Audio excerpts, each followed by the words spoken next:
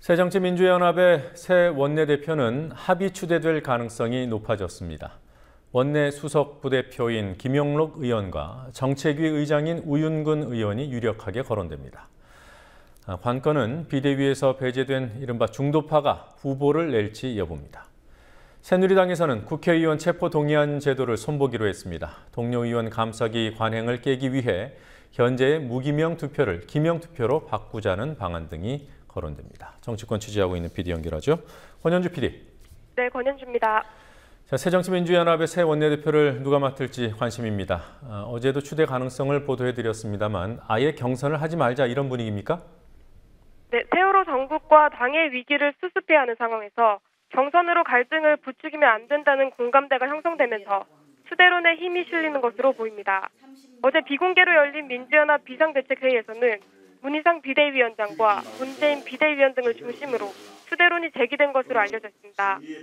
추대가 된다면 김영록 원내수석 부대표와 우윤근 정책위 의장 가운데 한 명이 유력할 것으로 보이는데 우 의장의 경우 세월호법 협상을 계속해왔기 때문에 이달 말까지 세월호법 제정 작업을 마무리해야 한다는 점에서 적임자라는 평가를 받습니다.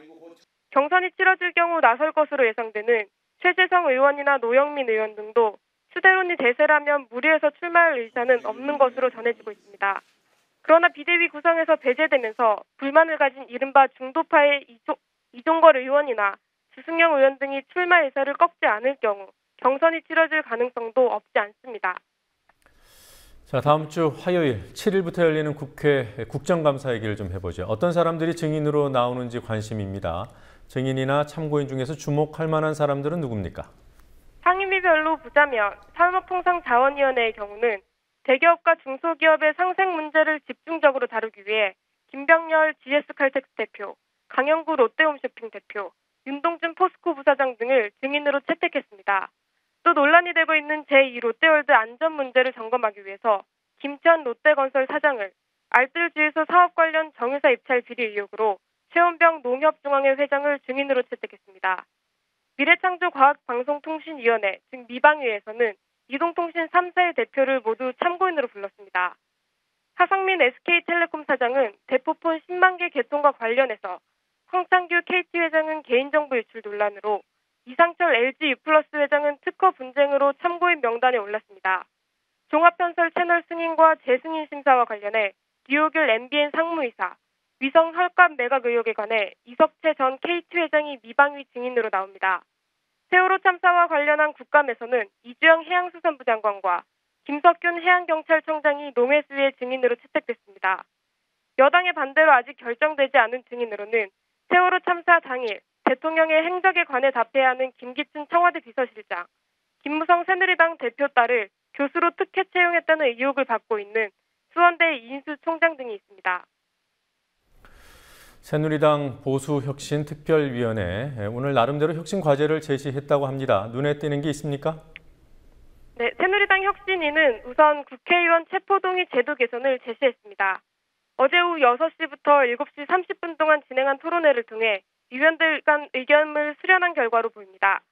국회 본회의 체포동의안 표결을 현재 무기명 투표에서 기명 투표로, 국회의원이 회기 중에 자진 출석이 가능하도록 형법을 개정한다는 내용으로 알려졌습니다. 이 밖에 국회의원 세비 인상 반대 의견을 모았고 정당 쇄신을 위해 공천제도 역시 개혁 의제로 결정했습니다. 다만 실천 가능한 의제를 우선 선정한다는 방침에 따라 개헌 논의는 의제에서 빼기로 했습니다.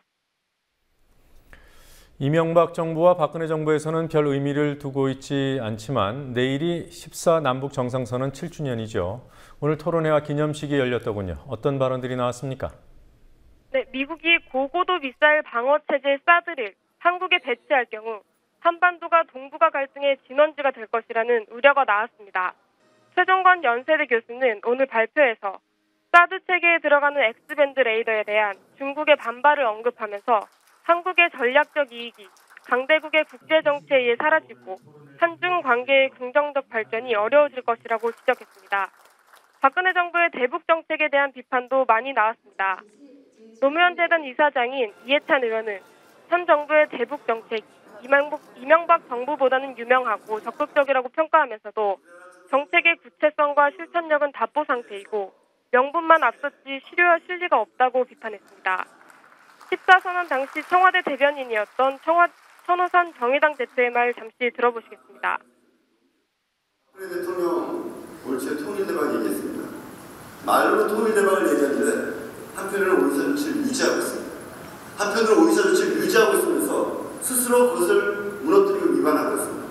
이런 모순이 반복되는 지금의 통일대박, 저는 박근혜 대통령이 큰 결단을 내리셔야 오후 6시 30분 시작된 기념식과 만찬에는 박원순 서울시장, 14선언 당시 통일부 장관이었던 이재정 경기도 교육감, 안희정 충남지사 등이 참석했고 정부 쪽에서는 김남식 통일부 차관이 왔습니다.